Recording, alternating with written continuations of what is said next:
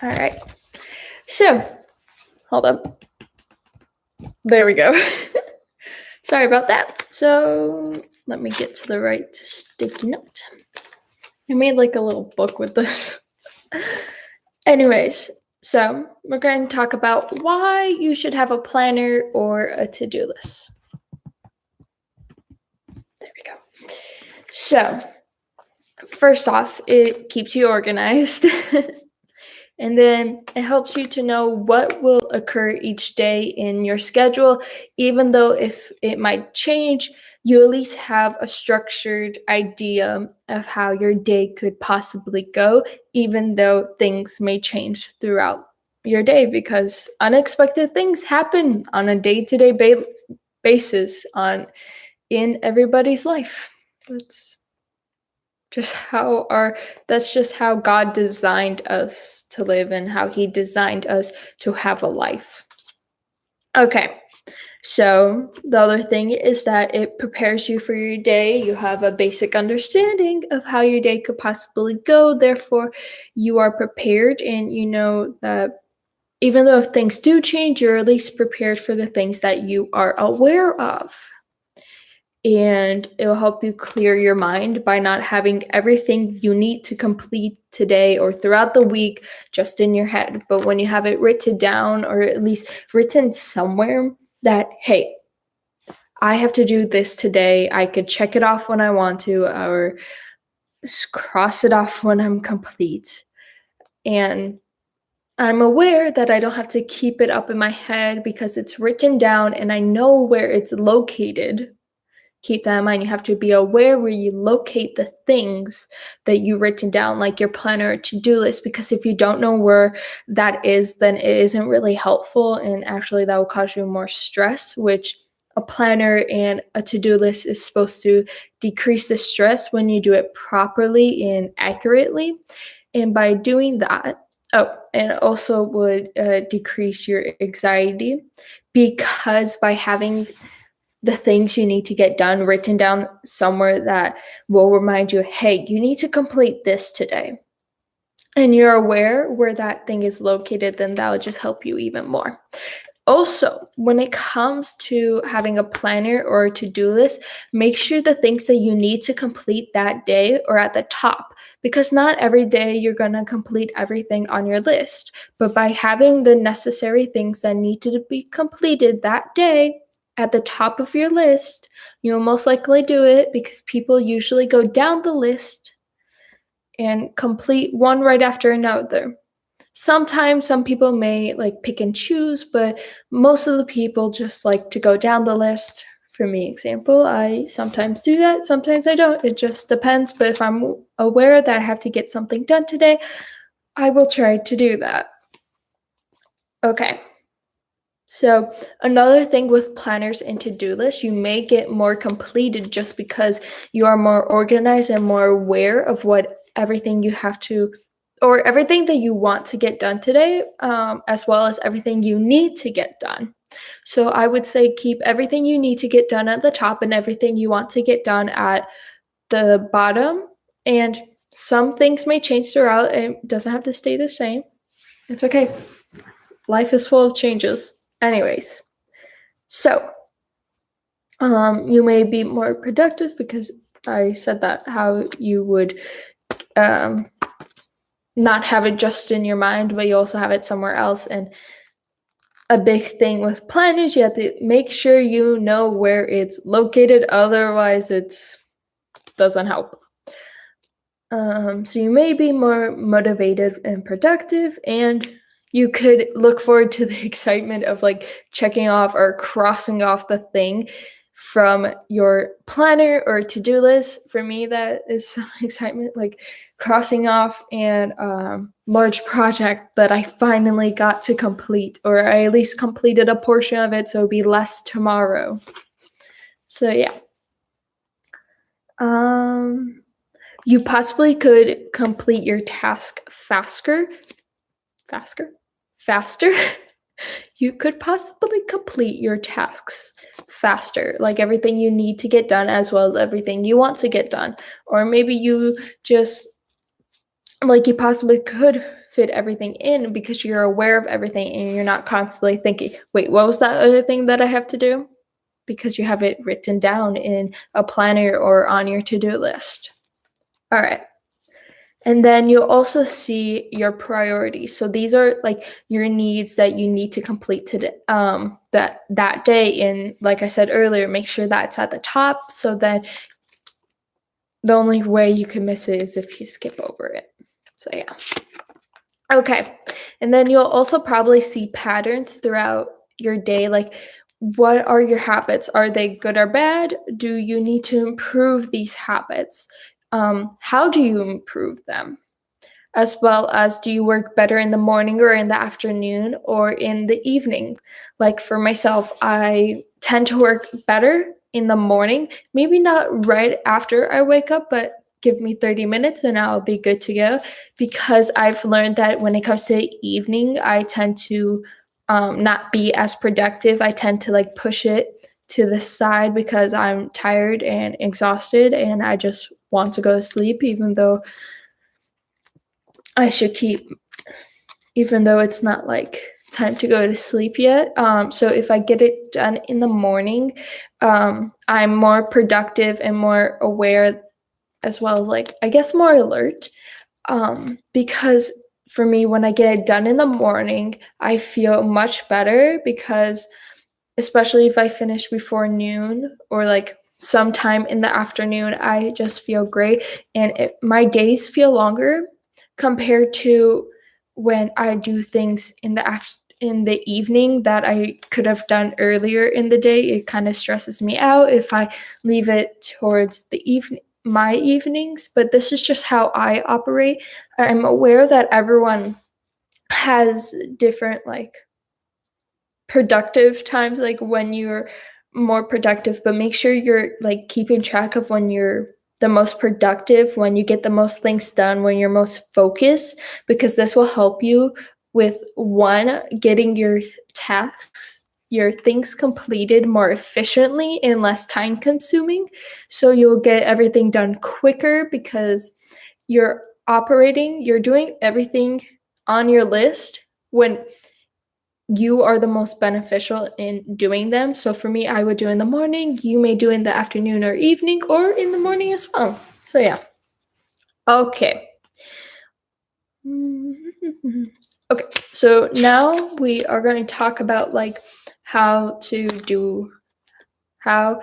like the different types of planners and to-do lists. This may not be every like to-do list, every planner. This is just the few things that I've been like exposed to, like aware of. That's the word.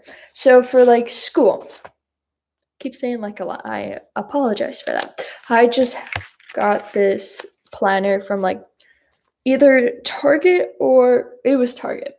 But you could find these at like anywhere, even in like a CVS or a Walgreens. It doesn't have to be this big. I just prefer this because I do have 8 classes and I just write my assignments under each day. And like I said, there's 8 lines, so that's very helpful. 8 lines for each day, and it's very helpful for me because that's exactly how many classes I have.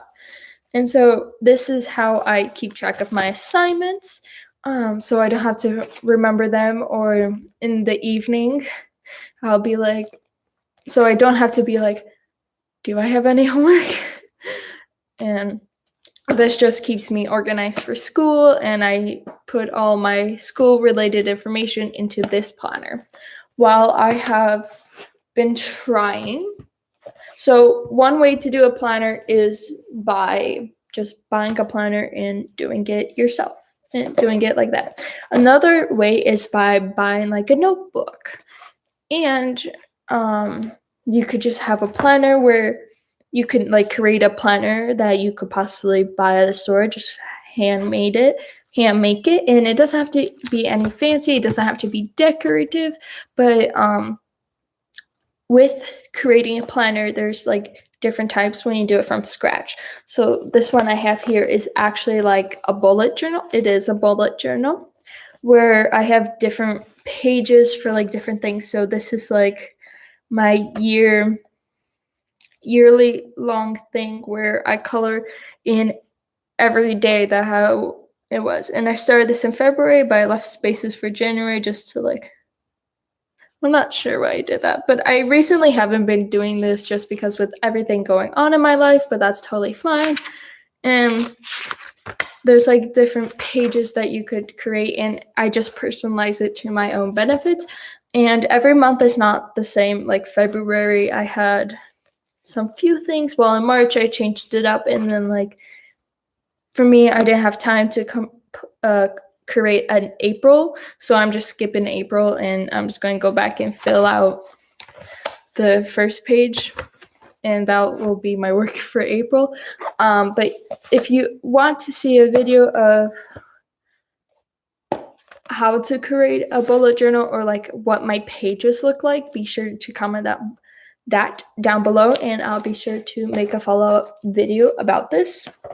Another is, so those are like the planners that I'm aware of. And another for the to-do list, you could also have a scratch sheet of paper or a notebook. And you could just write to-do list the day and just write down everything you need to get done. And you could just check it off or cross it off when you complete the things. And if you want, you can also like number which ones need to get done. Like number your list, which ones you need to get in the order that you need to get it done. Like the most you need to get done to the least. I'm sorry about that. Or you could do like a point game system where you have everything you need to get done for that day. You count up the total amount of tasks or things that you need to do. And you do that the first thing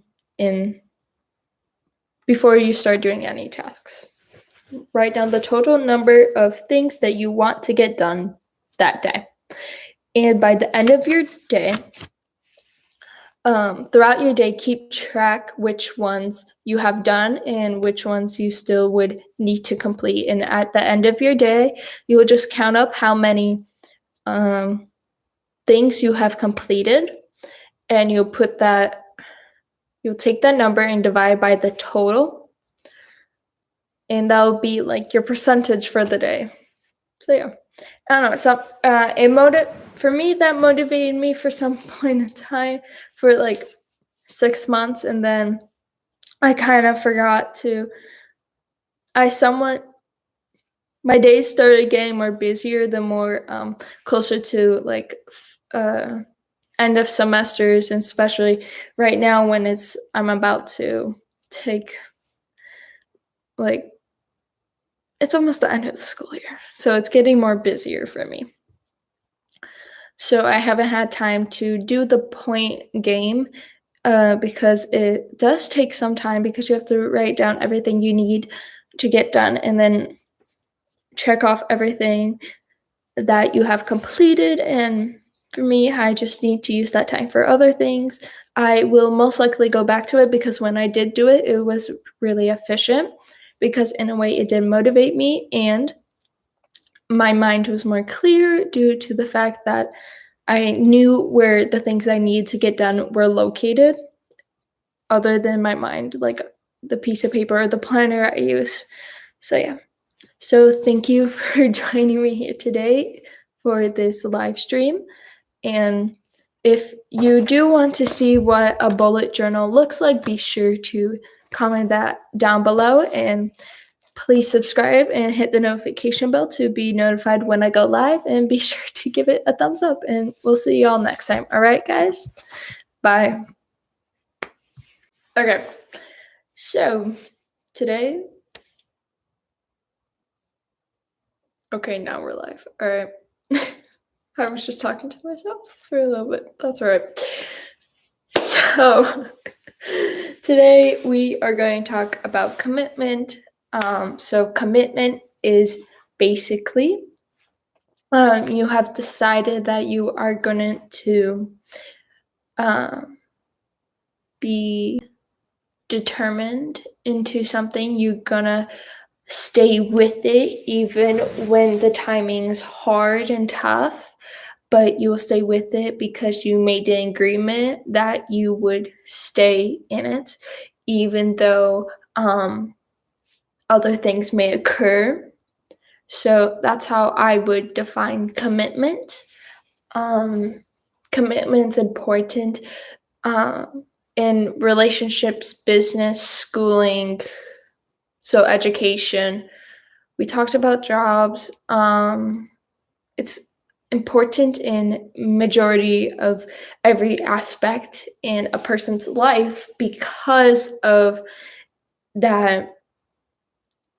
When somebody makes a commitment, they are deciding that, hey, I'm gonna stick with this, whatever that thing is, even through through the stormy days, because I made that promise to an individual, and that individual could even be yourself. You can make commitments to yourselves. I make commitments to myself a lot of the times. Like this YouTube channel, I'm committing myself to it, but at the same time, I'm committing to my schoolwork to make sure that comes before anything, because that is on my top priorities list, and YouTube does fall below that, but that's just based on how my life is now, and that may change in the future, but maybe not with schooling. Schooling, I prefer to keep that up top because it is the most, right now, that's like my real job, because if I don't get my foundation in my schooling and my education, then I can't really do much else. At least for my plans for my life, is schooling's really important. So yeah. Anyways, so that's like an example of commitment, how I'm committing to school even when I don't want to do my schoolwork. I still do it because I know the results of me doing it, as well as the results of me not doing it, that the reward of doing my assignments is that I'm aware that I'm prepared for class and I don't have to stress out in case I get called on, because I'm paying attention, I'm focused, I did the reading, I finished the assignment, I'm aware what's going on in class. I made that commitment so I could do better in my schooling, so I could get the grades that I would like to see. So yeah. And when you're committed to something, you can't be like half in, half out. You can't have one foot in saying, oh, hey, I'll be there, and then one foot out saying, oh, but at the same time, I may back out at any second. No, that's not commitment. That's not how commitment works. Commitment works if you're all in, or then you're just not. You have to be all in when you're committing to something. And sorry, I just accidentally hit myself. So, yeah, commitment, it's either you're all in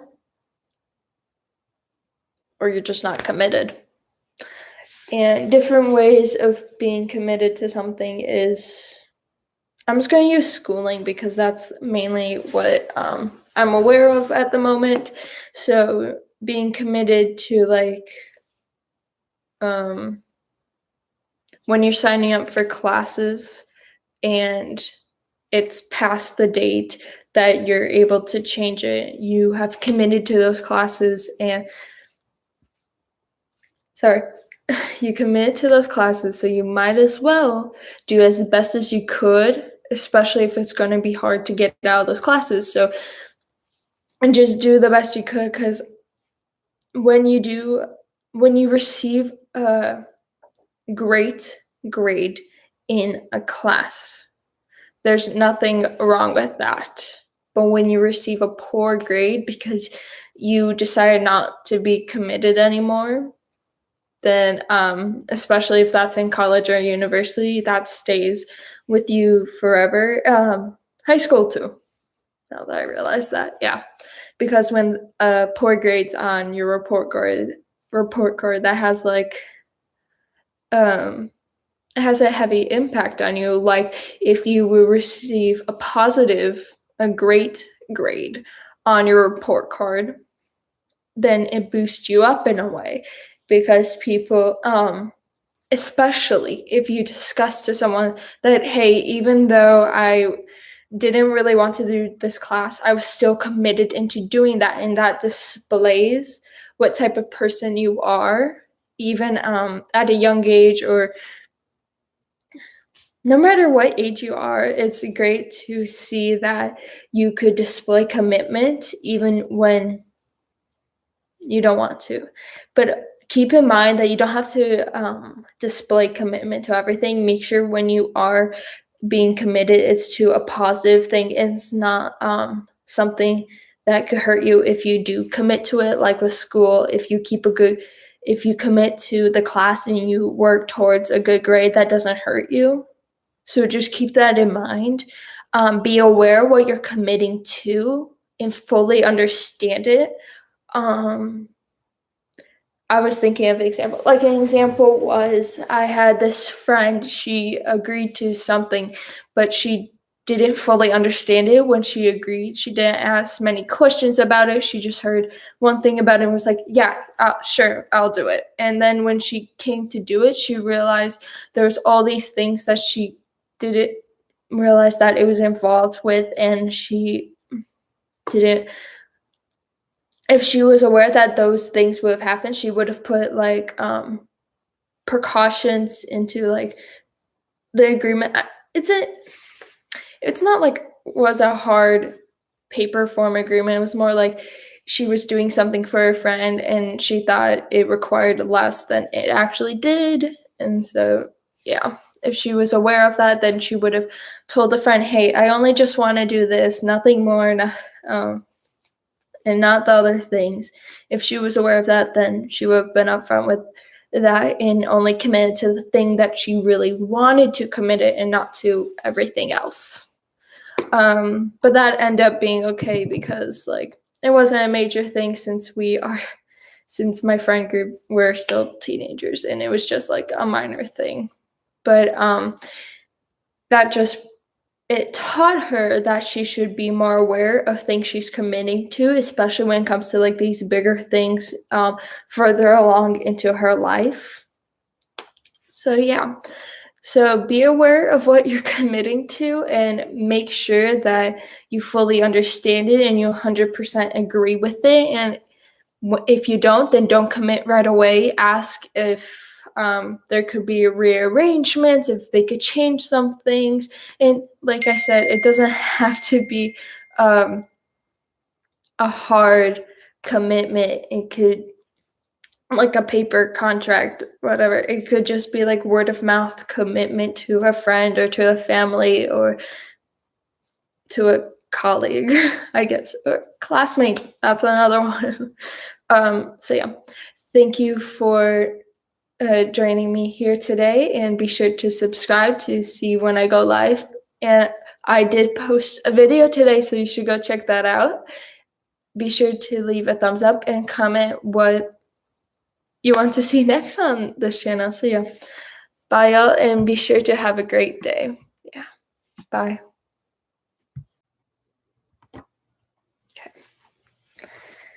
let's get comfortable. All right, so today we're going to talk about, hold up, this is like covering y'all, well, covering me. Okay, yes, that's much better. All right, so today we're going to talk about, should read it. Talk about not feeling guilty when you don't have the control over it. Like in a situation where somebody tells you something negative, or it impacts you negatively, yet at the same time, whatever that person said, you didn't have like any control over. Say you you had this event that you had to go to, but at the same time something unexpectedly come up and you had to go to that. Well, you didn't have control of either of those things. You didn't have control of that event that you had to go to. You didn't have control of the thing that suddenly came out unexpectedly out of nowhere. You didn't have control over that, and you had to choose which one was more important to you. Well, most likely it was the thing that came up unexpectedly. Um, so yeah, most of the time it's like that. Um, and those things you shouldn't feel guilty for, because that isn't something that you have control over. It isn't something that you just time or something that you just make it happen. It isn't, because you can't control when the event is going to occur that you had to be attending, and you didn't have control over the thing that suddenly happened. Like, you didn't plan for that to happen, but yeah, at the same time it still did. That isn't something that you have the power to control over. And like, an example for me was, one time I had to be at this event, and at the same time I didn't know exactly, like 3 months in advance I knew the event was going to happen, but at the same time I didn't know exactly what day it would be. I didn't know the date. I knew roughly when it would have started and how long it would have gone, but at the same time I wasn't given all the information, because it's still, the event was like uncertain. It was to be determined. And so my family actually decided to, we wanted to go on a vacation, and just like to get away to have fun. And it just happened to be that same weekend as the event.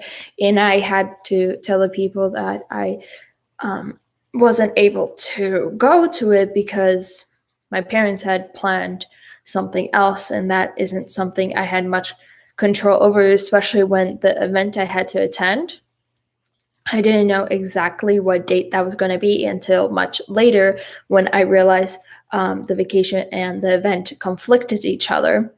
And so that got some people to be a little bit upset, because they were really hoping for me to be at that event and I couldn't be.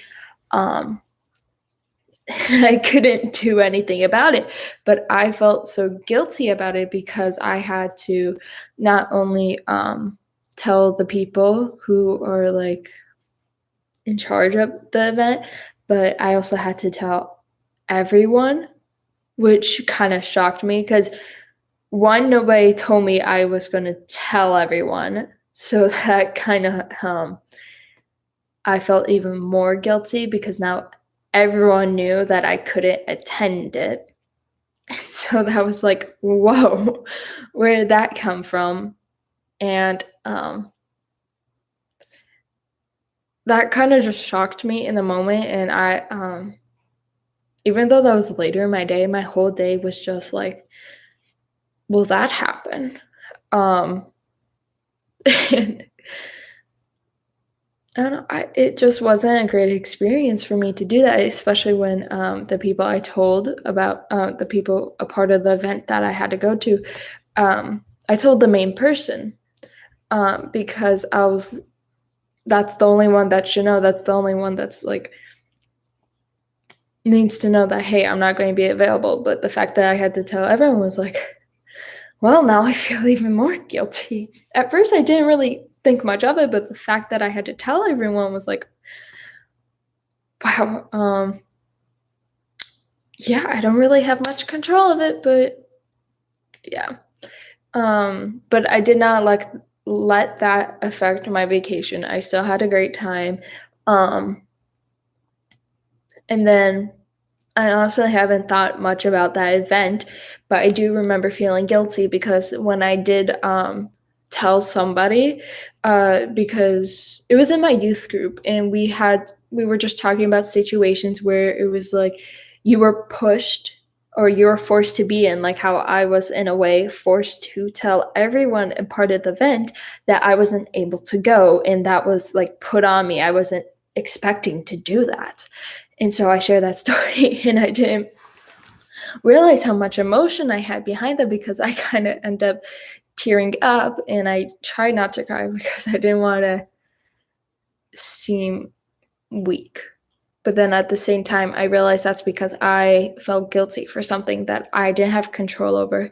And that isn't something I should feel weak about because I had no control over it. There wasn't something I could do. I couldn't ask like my family, like, hey, can we reschedule this? Because a lot goes into like planning a vacation or even just planning a night out. Like, you can't just change that all of a sudden.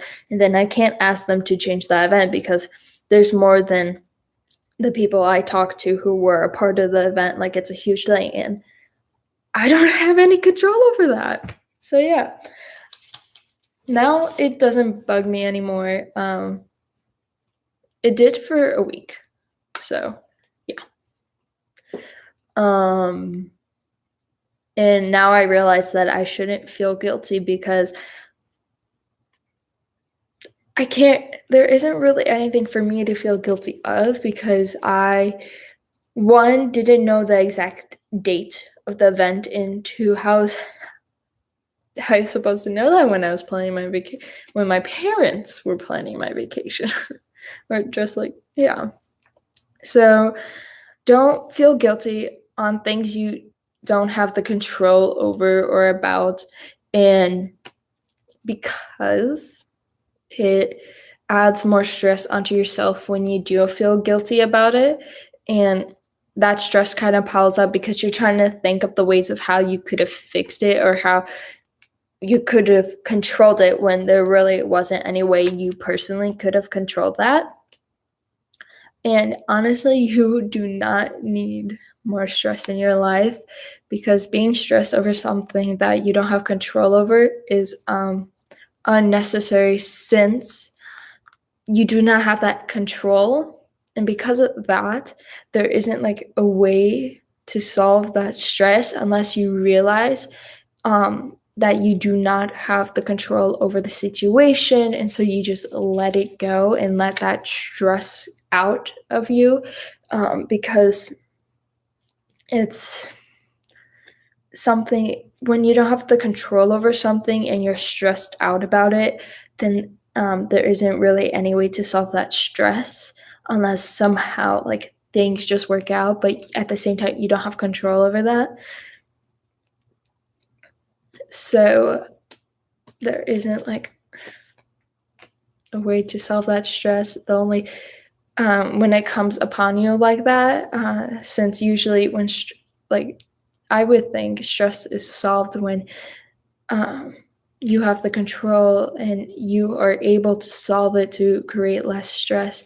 And the only way that I could think of when you realize you stress about things that you don't have control over is when you start caring more about yourself than others, meaning you stay true to yourself. And when you realize, even if just yourself, you know that you don't have control over the situation, rather the other people or person wants to believe that, then you start to realize that that stress it's not important. It's just hurting yourself more, and you don't need that in your life. And I also understand that when you are used to feeling guilty about things you don't have control over, it could be difficult. It could be hard to not feel guilty about that. But just remember that it's all about your mindset. It's all about what was the information that you were aware about, what is your knowledge on it, and just stay true to yourself, because if you let people influence you in like a negative way and they want you to feel guilty, and you start making yourself feel guilty because you think you need to, you don't need to feel any sorry you don't need to take in other people's advice. And like if they want you to feel guilty, you don't have to feel guilty. They just want you to, because they want you to feel bad about it. But if you don't initially feel bad about it, you don't need to. So I hope that helps. And be sure to comment if it did or if it didn't, and I'll try to make a video that helps more if it didn't. And be sure to subscribe and leave a thumbs up, and go check out my link tree link, because it has all my social media there, and you could find more things, like on the Life of Olivia Ryt Instagram. We post Mondays and Saturdays as a reminder that a video come up. So actually today's video is already up, so you should go check out that one. It's about knowing that you are a luxury, and yeah, so be sure to check out that video, and we'll see y'all later. All right, guys, bye. All right, so today we are going to talk about vision boards, why they're important. We're going to talk about what they are and the different types of things you could use the vision board for. So first, what is a vision board? Well, a vision board is basically the goals you want to achieve in the future. And this could be within a year or over a year. The time frame could all depend on you whenever you want to complete them. And yeah. So a vision board is also a visual. So photos, pictures, which is the same thing as photos. It could be drawings. Just basically a way for you to see your goal. So what you want to accomplish. So like for me, want to get over 1,000 subscribers by next year. And so on my vision board, I will have, I'm trying to think, like the number 1,000 and then a YouTube symbol to display that's for YouTube. And another thing is like getting accepted into a college. So I could do a check mark or acceptance, and then I could have the college I want to get accepted to or the university next to it. Another idea is saying getting a good score on the SAT or SAT. You could put your score and then which test you want to get that score on. Another thing is your dream house. Do you want to of you getting that could be along in the future goal, or depending where you are in your life, you could get in within the next year, as well as how much you want to earn in a year or how much you want to earn overall in your life. So those are like the different types of ideas, as well as if you want a family, how many kids you want, do you want to get married?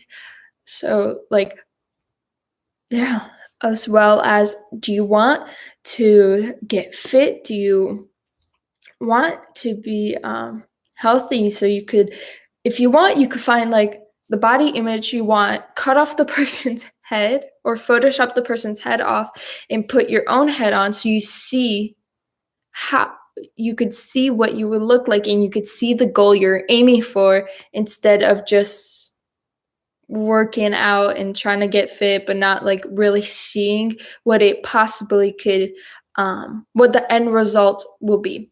So part of the vision board is seeing that end result, and it's a way to motivate you to continue working towards your goals in order to achieve them. And vision boards could be different things. They could be about your life. They could be for your business. You could have a vision board specifically for your life, and then one only for your business. And you could have one for different types of businesses, different areas in your life that you would like to achieve. And for a vision board, I would say you would generally want 10 things to complete within 1 year. And then surrounding those 10 things, you could have at least one thing that you want to complete in the future, but it may or may not happen within a year, but it's on that vision board as a reminder, as like, hey, this will occur in the future if you want it to. And this is a reminder that at one point this was your goal, even though there's a chance that you may or may not complete it this year, but this is a goal that one day you want to complete, and you will complete if you work towards that. Okay, so we talked about what's a vision board. Why is it important? It's important because by seeing that end result on that vision board of what you want to achieve, like the big end result, then you will see like the end result, as well as by having the vision board. If it's for like your business, having it on your desk, and it doesn't have to be something big, just something as like a reminder. So I know some companies, each employee has their own vision board for their job, and they have it on their desk and they see it every day.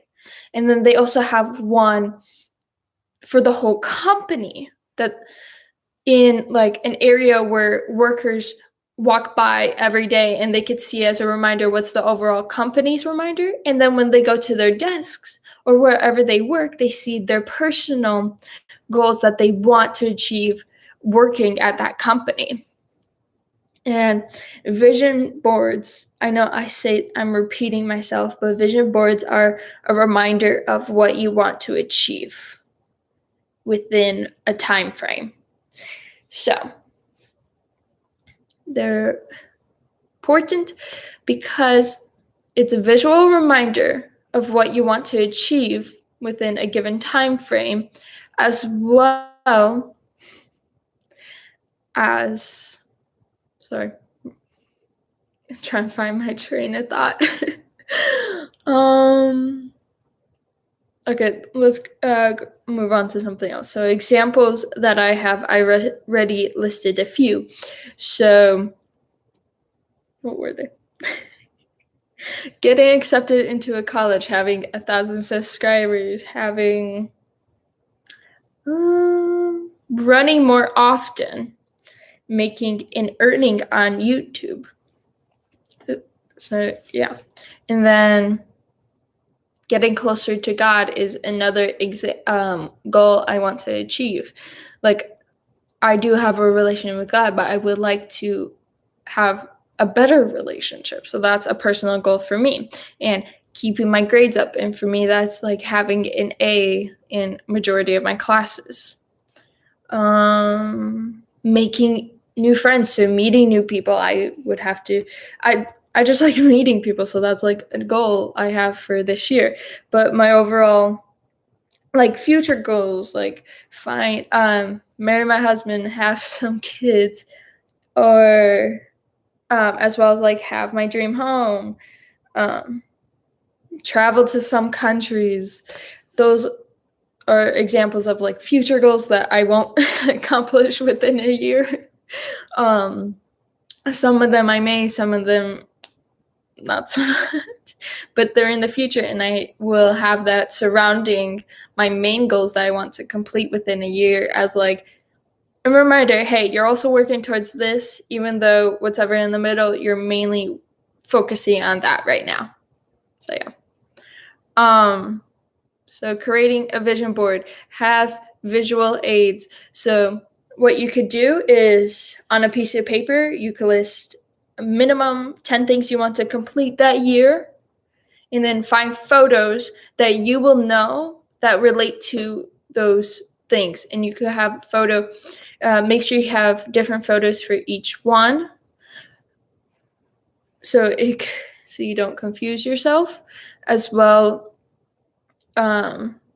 those future goals, have at least one future goal that you may or may not complete that year. and have photos of that, and the 10 or more goals you want to complete within a year, put in the center of your vision board. And it could be as big or small as you would like it to be. It could be on construction, it could be on cardboard, it could be on like a poster, or it could be in like those picture frames that are like boxes. So like I guess that would be a box with the glass front. You could do that and have your main things where your eyes will directly go to, and that's usually in the middle. Our eyes usually go straight towards the middle. So by putting the things you want to achieve, within a year in the middle, your eyes will automatically go there whenever it looks at something. So it's an easy reminder. And then the main things you want to complete are like not in the middle, so they could be around the corners of it. So yeah, I think I covered everything. If I didn't, I'll be sure to give more information in the future as well. I'll post a photo of me creating my vision board. And yeah, so thank you for joining here today, and be sure to subscribe and leave a thumbs up, as well as comment what's a goal you want to complete in the future. And thank you for joining me here today, and we'll see y'all next time. All right, bye y'all.